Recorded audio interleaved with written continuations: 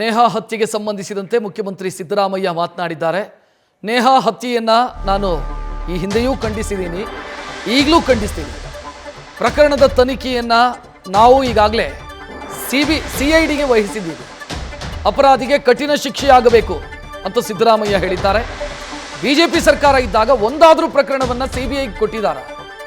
ಬಿಜೆಪಿಯವರಿಗೆ ಮಾತನಾಡೋದಕ್ಕೆ ಯಾವ ನೈತಿಕತೆ ಇದೆ ಅಂತ ಅವರು ಪ್ರಶ್ನಿಸಿದ್ದಾರೆ. ಬಿಜೆಪಿ ಆರೋಪಗಳ ಬಗ್ಗೆ ಸಿಎಂ ಸಿದ್ದರಾಮಯ್ಯ ತಿರುಗೇಟು ಕೊಟ್ಟಿದ್ದಾರೆ.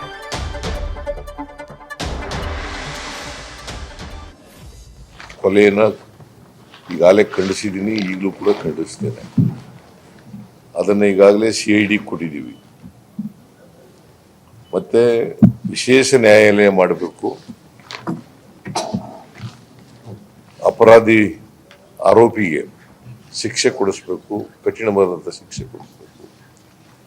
ನಾನು ಪಬ್ಲಿಕ್ ಪ್ರಾಸಿಕ್ಯೂಟರ್ಗೂ ಕೂಡ ಮಾತಾಡಿದ್ದೀನಿ.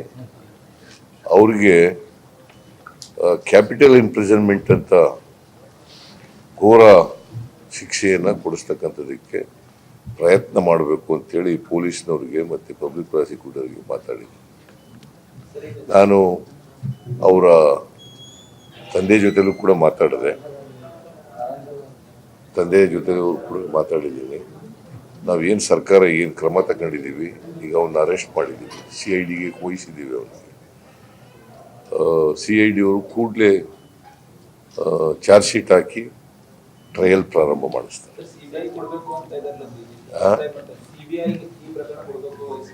ಯಾವತ್ತಾದ್ರು BJP ಅವರು ಯಾವ್ದಾದ್ರು ಒಂದು ಪ್ರಕರಣ CBI ಕೊಟ್ಟಿದಾರ? ಕೊಟ್ಟಿದಾರೇನ್ರಿ? ಅಲ್ಲ, ನೀವು ಕೊಟ್ಟಿದಾರೇನ್ರಿ ಅವರು ಅಧಿಕಾರದಲ್ಲಿರುವಾಗ? ನೀವು ಹೇಳಿಯಪ್ಪ.